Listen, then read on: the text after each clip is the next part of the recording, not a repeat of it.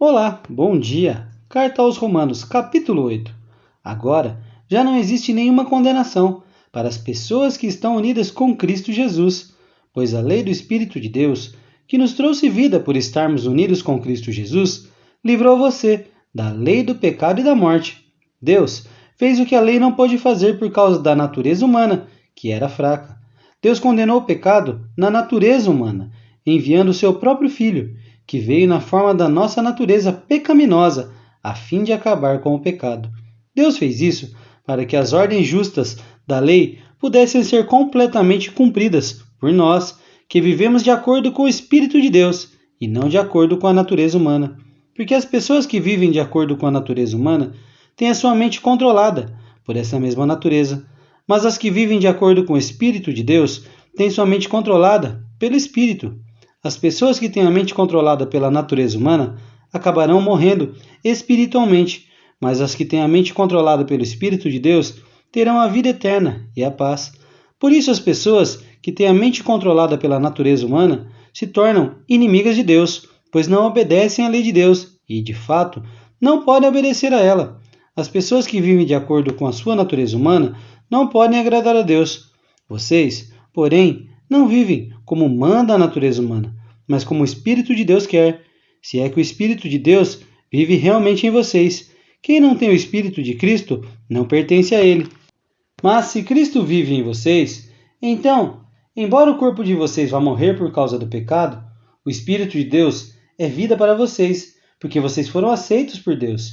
Se em vocês vive o Espírito daquele que ressuscitou Jesus, então aquele que ressuscitou Jesus Cristo dará também vida ao corpo mortal de vocês, por meio do seu Espírito, que vive em vocês. Portanto, meus irmãos, nós temos uma obrigação, que é a de não vivermos de acordo com a nossa natureza humana, porque se vocês viverem de acordo com a natureza humana, vocês morrerão espiritualmente. Mas, se pelo Espírito de Deus vocês matarem as suas ações pecaminosas, vocês viverão espiritualmente, pois aqueles que são guiados pelo Espírito de Deus são filhos de Deus, porque o Espírito que vocês receberam de Deus não torna vocês escravos e não faz com que tenham medo. Pelo contrário, o Espírito torna vocês filhos de Deus, e pelo poder do Espírito dizemos com fervor a Deus: Pai, meu Pai. O Espírito de Deus se une com o nosso espírito para afirmar que somos filhos de Deus. Nós somos seus filhos e, por isso, recebemos as bênçãos que Ele guarda para o seu povo. E também recebemos com Cristo aquilo que Deus tem guardado para Ele. Porque, se tornamos parte nos sofrimentos de Cristo, também tomaremos parte na sua glória. Eu penso que o que sofremos durante a nossa vida não pode ser comparado de modo nenhum com a glória que nos será revelada no futuro. O universo todo espera, com muita impaciência, o momento em que Deus vai revelar o que os seus filhos realmente são, pois o universo se tornou inútil, não pela sua própria vontade, mas porque Deus quis que fosse assim.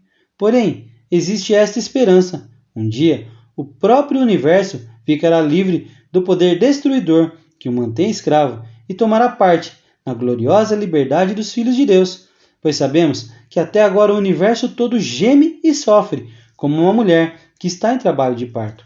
E não somente o universo, mas nós, que temos o Espírito Santo como o primeiro presente que recebemos de Deus, nós também gememos dentro de nós mesmos, enquanto esperamos que Deus faça com que sejamos seus filhos e nos liberte completamente, pois foi por meio da esperança que fomos salvos.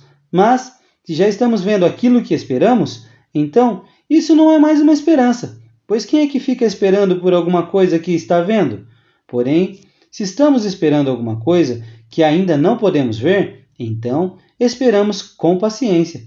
Assim também, o Espírito de Deus vem nos ajudar na nossa fraqueza, pois não sabemos como devemos orar, mas o Espírito de Deus, com gemidos que não podem ser explicados por palavras, pede a Deus em nosso favor. E Deus, que vê o que está dentro do coração, sabe qual é o pensamento do Espírito, porque o Espírito pede em favor do povo de Deus e pede de acordo com a vontade de Deus, pois sabemos que todas as coisas trabalham juntas para o bem daqueles que amam a Deus, daqueles a quem Ele chamou de acordo com o seu plano, porque aqueles que já tinham sido escolhidos por Deus, Ele também separou a fim de se tornarem parecidos com o seu filho.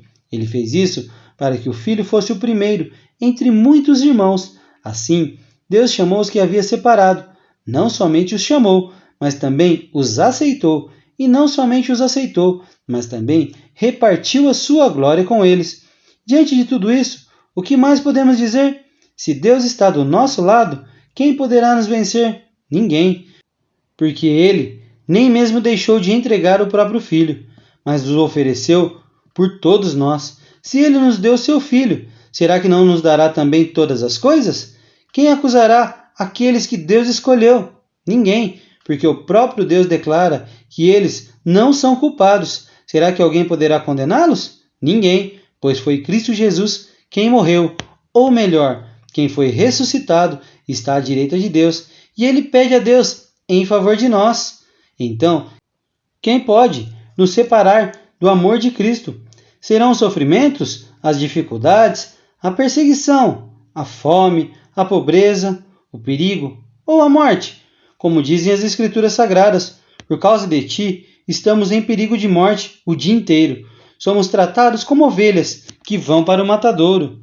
Então, todas essas situações temos a vitória completa por meio daquele que nos amou, pois eu tenho a certeza de que nada pode nos separar do amor de Deus, nem a morte, nem a vida, nem os anjos, nem outras autoridades ou poderes celestiais, nem o presente, nem o futuro, nem o mundo lá de cima, nem o mundo lá de baixo.